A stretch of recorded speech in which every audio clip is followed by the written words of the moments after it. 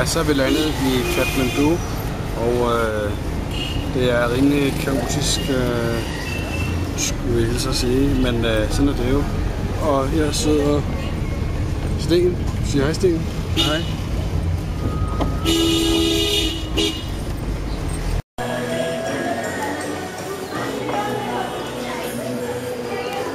Så er vi ved Buddha-statuen, eller Buddha-templet her. Det største nogensinde nogen steder.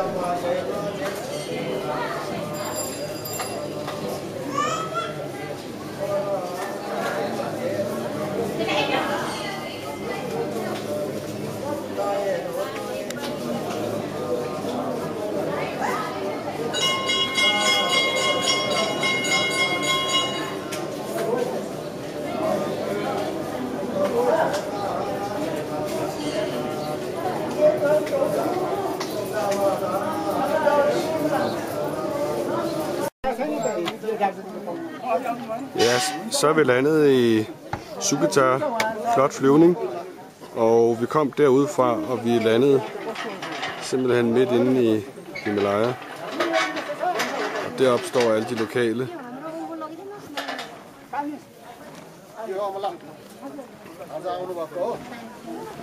Jeg kan ikke bare komme for at tage imod os. Fantastisk at være her. Lidt nervepirrende flyvetur, men faktisk... Ej, det var faktisk ikke. Det var ikke så galt. Der var ikke noget termik eller noget som helst.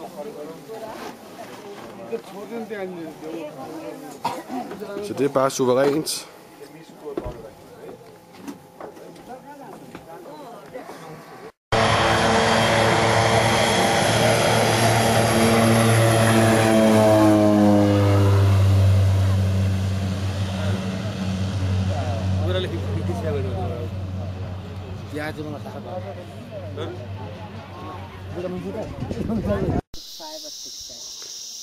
Så har vi startet trekket, og det går bare dernedad og opad. Det er fint.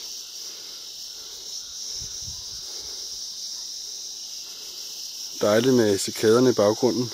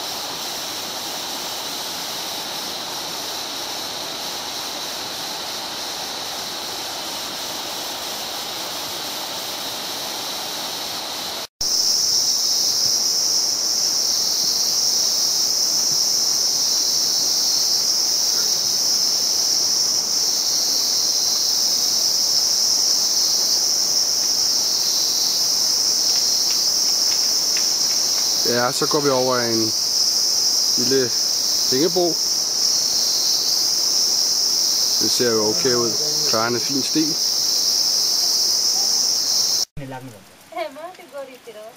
Ja, så er vi regnet inde. Det ser ud som om monsunen ikke er helt overstået endnu. Men der står nogle af vores ting. Udfordringen, når det regner, det er, at stierne de bliver noget glatte at gå på. Men vi finder ud af det.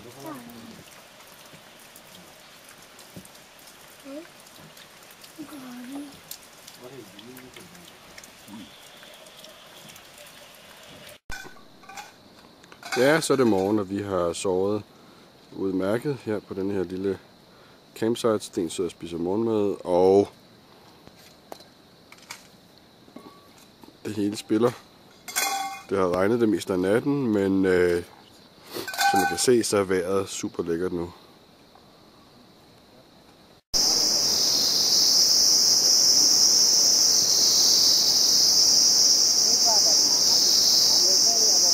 Ja, så er vi rigtig kommet på jungletrek. Det er ret fantastisk. Jeg skal lige sige, det der man ser der, det er altså en af de rigtig gode stier. Meningen med den her lille video, det var lige at optage lydene, som vi er gået i 3 dage. Fantastiske lyde.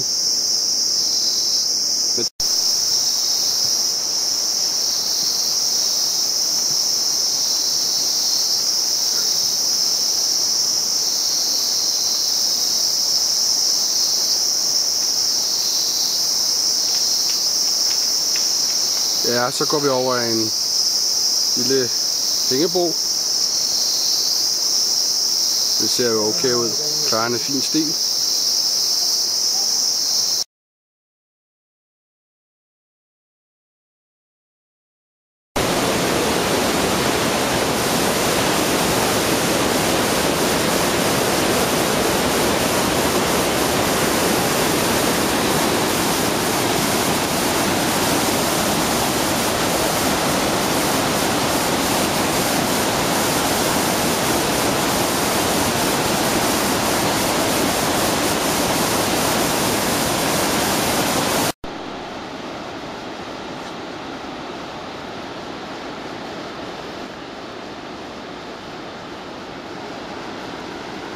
Ja, det er klart, der skal en masse vand ned fra bjergene, for i dag har det bare styrtregnet hele dagen.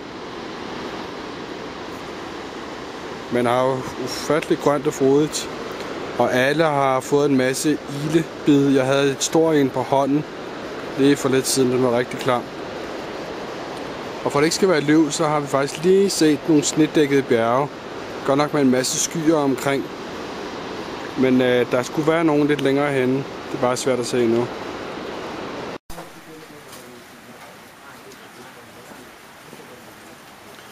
Ja, så er det onsdag morgen, og det har regnet nu i 16 timer. Ja, så man skal nok lige tage sig sammen, inden vi skal ud og vandre her de næste 6-7 timer. Sten opdagede en ordentlig ile lige på halsen i morges. En lille blodsukker. Der er vores køkkendreng, der er i gang med at gøre de sidste ting klar, inden vi skal ud og vandre her de næste 7-8 timer. Og regnen står nede i stridestrømmen, men lad os se, om det ikke snart holder op.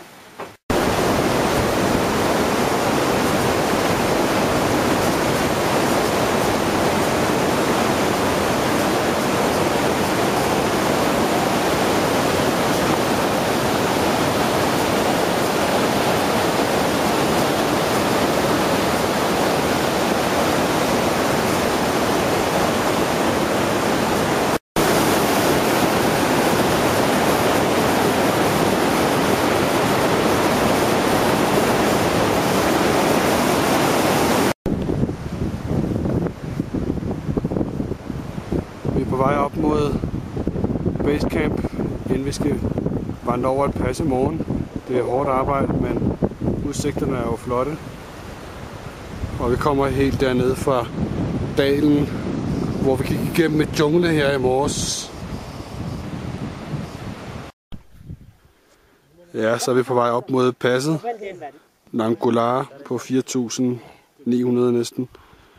Og vi tager lige en pause undervejs. Det er hårdt arbejde, men har smukt og er utroligt stille.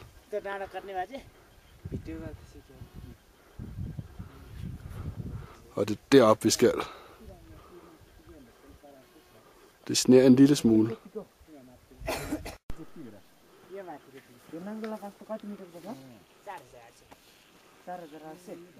Og der er vores hårdt arbejdende bærer, som knokler derudad med alt vores gear.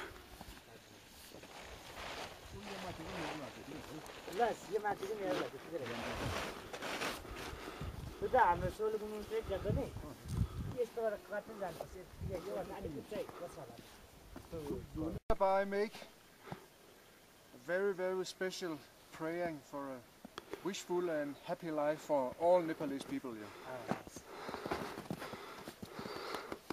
At the top of Nangolar. Yeah. Sounds like this. This one should be cool.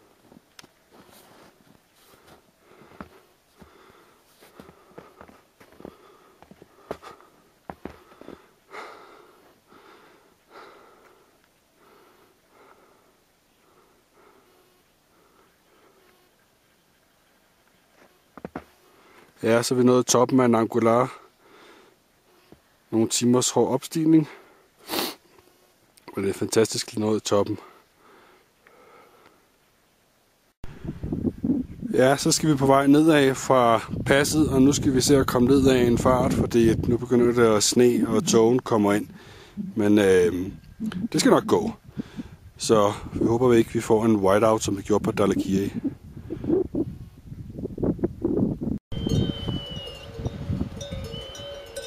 Så er Jakob op på vej op til passet, som vi lige har gået op af. Der venter dem en lang, hård opstigning.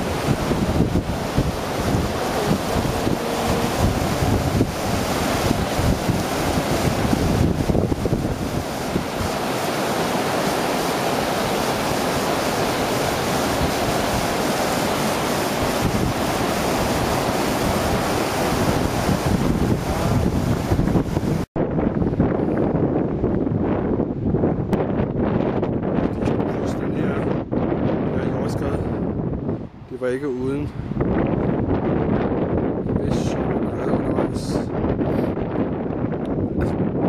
Men det er nu rimelig safe. Jeg skal bare lige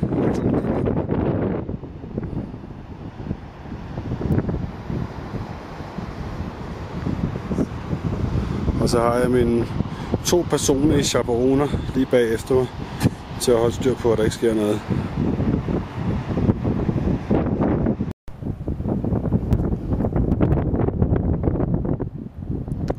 Det er et stort Himalaya-landskab, det her. Og vi er på vej op mod Khambashen, en lille by, der ligger tæt på basecamp.